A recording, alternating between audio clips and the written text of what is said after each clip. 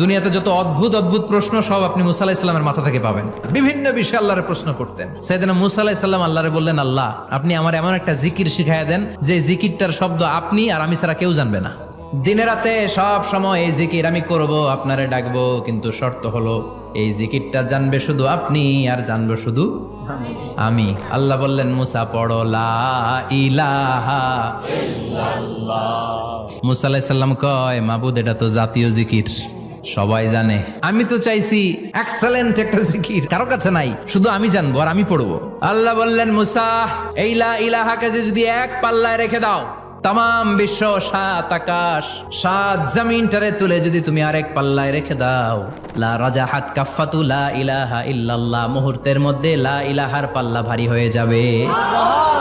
ও মুসা, তুমি যতই এক্সক্লুসিভ জিকির চাও, লা ইলাহার চেয়ে দামি জিকির আমার কাছে নাই।